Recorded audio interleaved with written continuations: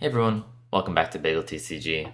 Today we're going to be continuing our classic constructor review of the UPRISING set. This time we're looking at the Elemental and Ice Wizard cards that Icelander is going to be able to play. Before we jump into that, as always, I want to give a shout out to our affiliate, Wimpton Wizard. They're one of our sponsors. You can use the affiliate link in the description to support the channel, get 5% off all box breaks. They've got great pricing and really cool bundles. You can also support the channel through Patreon, where I put out bonus content after every video, giving a recap and kind of a long, more podcast style format as I just talk about and kind of ramble through what I went on in that video, as well as cool regular giveaways and other stuff. But let's get right into the review here. So we're going to be looking at Icelander and the Elemental and Ice Wizard cards. As always, we've got my 5-star scale. If you haven't looked at the last videos, you can check them out to see what these mean, but it should be pretty self-explanatory here. Let's get started with the hero, Icelander, who is now in the format as an adult hero. So we have Icelander Stormbind. She is a elemental wizard hero with Essence of Ice, so she can play ice cards. She is the normal 4 intellect, but she does only have 36 health, so 4 less than the average hero. She has the ability, if it's not your turn, you may play blue non-attack actions from your arsenal as though they were an instant. And she also has the ability, whenever you play an ice card during an opponent's turn, you make a frostbite token under their control. So you can kind of tell that she's trying to basically every turn arsenal a blue ice card and then play it on the opponent's turn at instant speed to get the effect of that card and give them a frostbite. So she's going to be a controlling deck, trying to slow opponents down with lots of frostbites while shooting them with arcane damage. I am going to give her 3 stars. We're still super early on in testing, but so far she has definitely felt a little underwhelming in the damage department. She just doesn't output a ton of damage, so if you have some weak turns where you can't really frostbite your opponent too much or you can't slow them down and tax them enough with your effects, they might just deal too much damage and you'll just end up dying from that point. You have to really just keep up the frostbites and keep up the tax effects along with consistent damage, otherwise you just kind of fumble in the end there. So like I said, still really early on in testing, so definitely don't think she's a bad hero. For now, I'm going to give her 3 stars. It might be like 3.5 stars. I think she's probably tier 2-ish right now, but I definitely think there's some more work and optimization in the deck to be done for sure, and I think she has the potential to be a tier 1.5 hero at least. But for now, I'm just going to give her 3 stars. Let's move on to her first Majestic here, which is Encase. Encase is a 0-cost red, blocks for 3, elemental wizard action. It has Ice Fusion. It says deal 3 arcane damage to any target. Most of her arcane spells, if not all, say any target now. This just helps out against the dragon allies. That lets you target them instead if you want to shoot them with the damage. But this says if it was fused and deals damage to a hero, you freeze that hero and all equipment they control until the start of your next turn. So freeze is kind of a new word. It basically means that thing can't be played or activated. So this doesn't stop triggered effects, so it wouldn't stop like Dorinthia's triggered hero ability.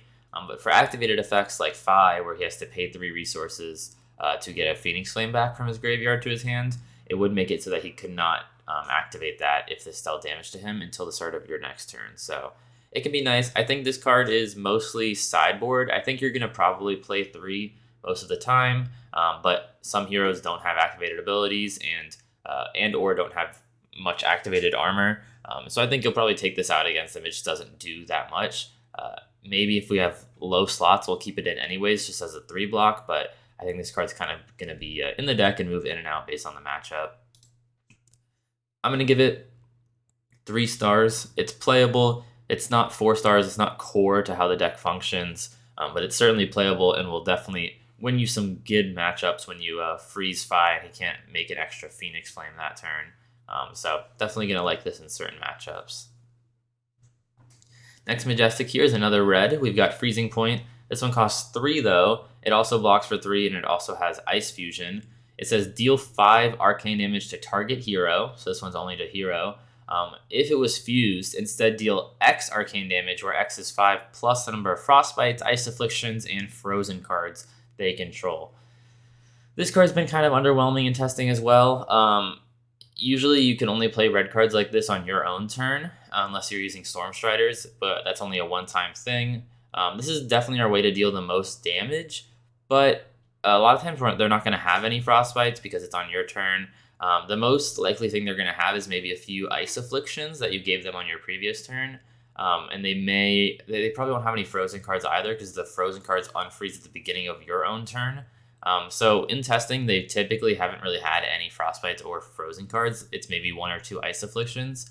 So it's like a 3 for 6 or a 3 for 7 if you fuse it, which isn't horrible. It's a nice amount of damage, but it doesn't disrupt at all, right? It doesn't stop your opponent from doing anything, and we're a deck that's trying to disrupt a lot. So I think maybe 1 or 2 of these is a finisher. I'm gonna give it 3 stars for playable. It does do a lot of damage, but I don't love this card, and I don't think it's core to her strategy right now.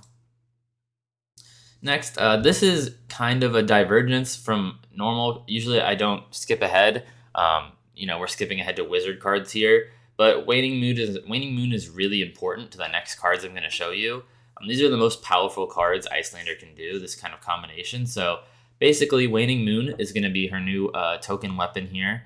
It's just a wizard weapon. It's a 2-handed staff. It says once per turn instant, pay 2 resources, deal 2 arcane damage to target hero. If it's not your turn, instead deal 3 damage to arcane damage to them.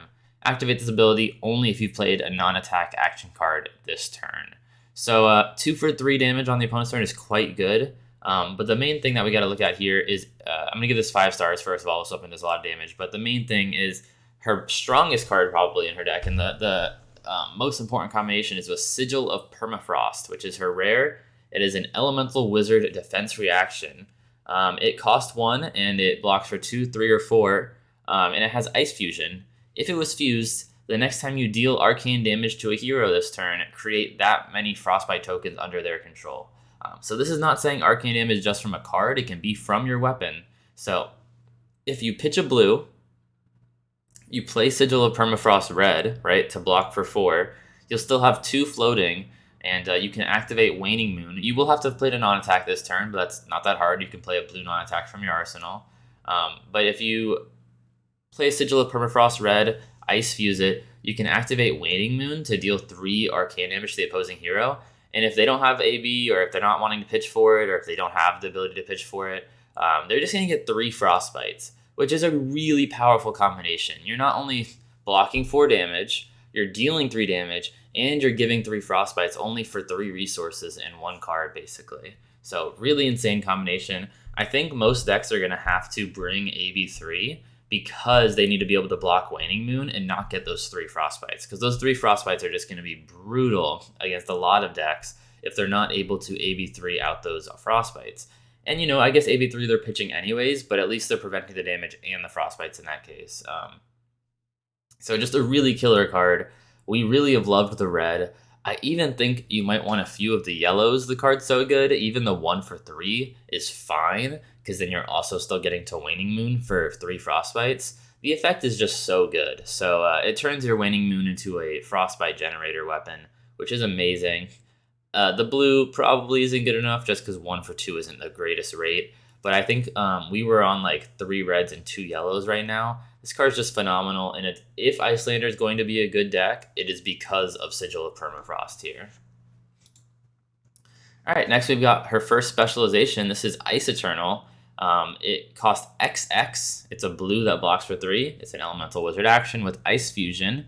And it says create X frostbite tokens under target hero's control. Then if it was fused, deal arcane damage to that hero equal to the number of frostbites they control. So in our testing, this card has been pretty weak. Having to pay XX to get X frostbites is just a really bad rate. For example, if you put 4 into this, you'll give them 2 frostbites. If you just play a blue Arctic Incarceration, which is a blue card that makes a frostbite, and if you play it from your arsenal on the opponent's turn, it makes an extra frostbite, that's 0 for 2 frostbites, whereas for this, you'd have to pay 4 for 2 frostbites. So yeah, this is definitely a kind of rough rate here. I don't love this card. I think it could maybe see some play against like slower decks where you have the time and you have the resources to put like 9 or 10 into this, right? I guess it has to be an even, so like 8 or 10 into this, but I guess so. It could be a finisher against some of those really slow decks, and maybe it's a sideboard card there, which is why I think it still has some potential. But against aggro decks, it's just way too slow. So I'm gonna give it 2 stars. Niche, meaning it'll be good into the control decks probably, but it's just not really worth it against aggro. We might play it anyways just because it is a blue 3 block, which isn't that bad, but it might be sideboard sometimes. All right, next we got Succumb to Winter. This is a 3 cost. It blocks for 3. It deals either 3, 4, or 5 arcane damage, and if you ice fuse it, it will destroy a frozen ally or frozen card in Arsenal if it was fused. This card's been pretty unimpressive. Freezing a card and then playing this in the same turn has not been that easy to do. And once again, frozen cards unfreeze at the beginning of your turn. So if you're playing this on your own turn, it's going to be a little hard to pull that off as well. So it's been harder than I expected to deal damage and destroy a frozen card. So for now, I'm just going to give it 2 stars for all of them. Kind of a niche card, and I don't expect a ton of play unless there ends up being a really easy way to freeze and then destroy.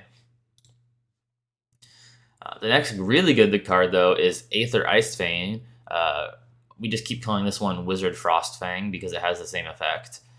It costs 3, it blocks for 3, it deals either 3, 4, or 5 damage, but if it's ice fused and deals damage to a hero, they discard a card unless they pay 2 resources. So the same as Frostfang, discard or pay 2, but this one is on Arcane, so it's a lot harder to block it all, and especially the red is great. You play it on your turn, you pitch a blue, you play it for 3, you fuse with an ice card, and then you get to arsenal that ice card to play on your opponent's turn. It's a really nice 3-card hand that disrupts your opponent, does 5 damage, makes them discard a card or pay 2.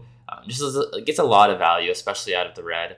But I think the blue is super playable as well. It's still going to be pretty easy to make it hit, or the opponent has to pitch, in which case they're giving up a card anyways. And it's still a blue 3 block, so I don't think we're going to have enough slots in the deck for the yellow, but I think the red and the blue are going to be pretty core to Icelander's strategy here. Next, we got Brain Freeze. I personally like this red card a lot. The red version of this, my teammates are a little less up on it, but I think this card's totally fine. It is a 0 cost elemental wizard action, blocks 3, has ice fusion. It says target opponent reveals their hand.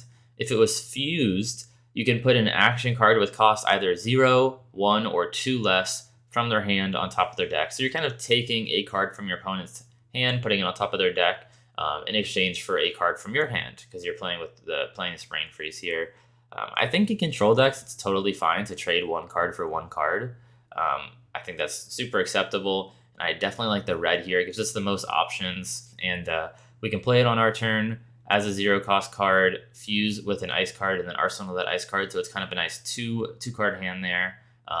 And I like this a lot with another ice card called Insidious Chill that we're not going to be looking at today. I'll be making my next video looking at each of the talent cards all together, so the Draconic and the Ice cards, and then in my last video will be the generic cards. But this combination's really well with Insidious Chill, which is another reason I like it a lot. So I think the red is playable, and then maybe the blue and the yellow a little less so.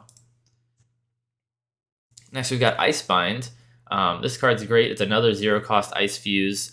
It deals either 1, 2, or 3 arcane damage to a hero or to any target.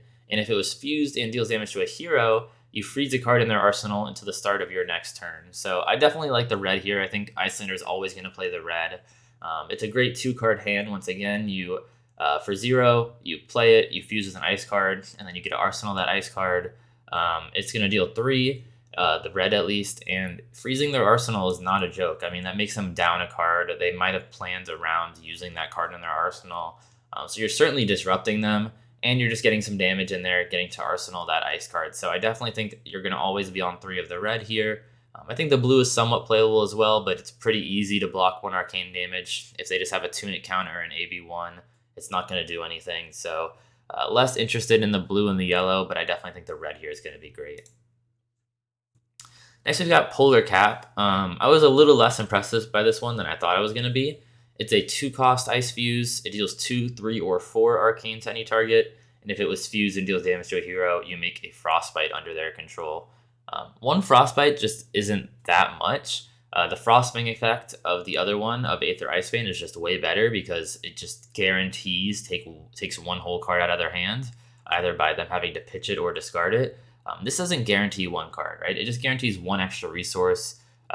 Taxing one resource isn't that huge, so I think the red is maybe playable because it's still 4 damage for 2 resources, but not in love with this card. I think it's just fine, so I don't think this card's going to see a ton of play. So 2 stars, 1 star, and 3 stars respectively here. Now we're moving on to the Ice Wizard cards. We've got the arms here. They are called Conduit of Frostburn.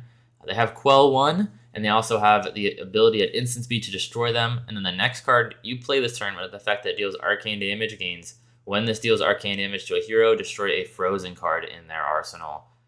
I think I might be underestimating this card just because I haven't been able to pull it off consistently enough.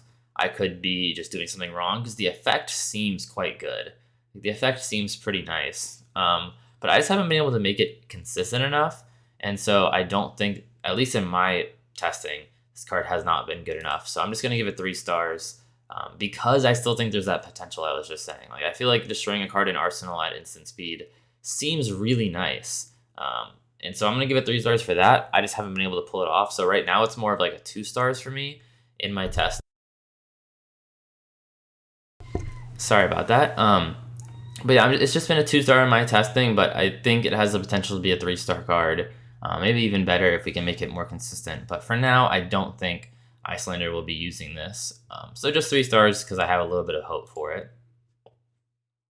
Another Icelander specialization here is the Ice Wizard card Frost Hex. It is a blue 3 cost, 3 block, and it says it's an affliction, right? So afflictions come into play under an opposing hero's control, and they stay under their control unless the affliction says it's going to leave.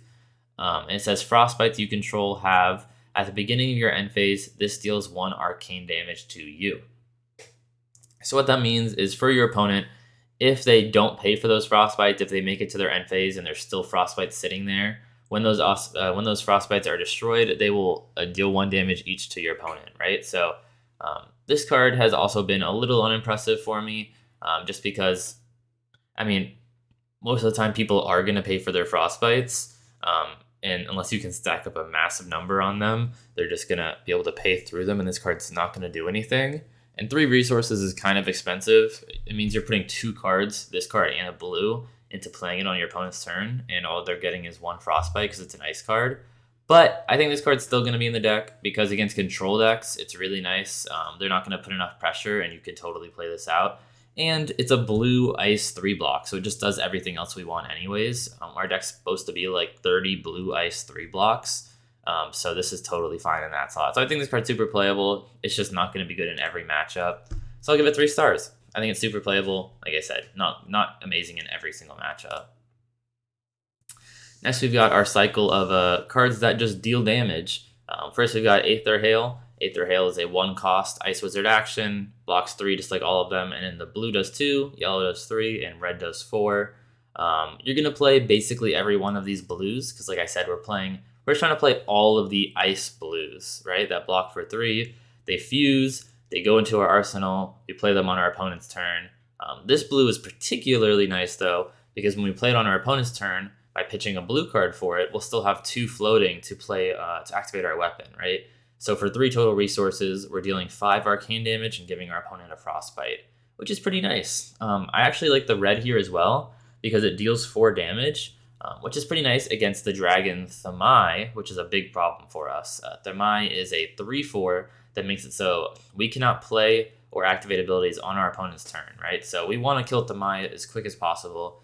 So I think we might have some sideboard Aether Hails to be able to shoot at Thamai for that exact 4 damage there. Not guaranteed, but I definitely think the red is playable for that reason. But the blue will definitely be in the deck. Similarly, the blue, this one will be in the deck. This is the 0 cost one. It's the Ice Zap, if you will. Deals 1, 2, or 3 damage, blocks for 3. Not a lot to say here. You're just going to play the blues of all of these. I don't see the red or the yellow seeing much play because we're not really playing it for the damage, just for the ice blue 3 block of it. And then rounding out the cycle, we've got the most expensive one, Ice Bolt here. This is the 2 cost, deals 3, 4, or 5. Once again, I mostly just see the blue seeing play here. And I actually think that's everything. So yeah, that is all the Elemental and Ice Wizard cards. we got 2 videos left. I'm gonna have a video with the Draconic and the Ice cards, just the straight talented ones. Actually, I think we already did Draconic, so I think we're just gonna have. Oh, sorry, I keep saying talented. Yeah, the class cards is what I mean when I keep saying that. That's what was confusing me. So it's gonna be the Ice cards plus all the talented cards is what, or the keep saying talented. All the class cards is what I mean. So all the Ice cards, and then the Ninja, Wizard, and Illusionist only cards, just the class cards. I apologize for keep saying talent. My brain is mixing those up. So yeah, the Ice cards, and then the Ninja, Illusionist, and Wizard cards, that's going to be the next video, and then the last video is going to be the generics. So 2 videos left, and then probably hopping into some deck techs, some theory crafting on decks that are going to be probably building on a deck tech for Phi, Jermai, and Icelander, just so we can have kind of in a deck for each of these. And then after that, some decks for the new other heroes in the format. Like I have got a Rhinar brew, stuff like that, and see what's going on there. So I appreciate you all for watching. Remember to like, subscribe, and comment, and I'll see you next time.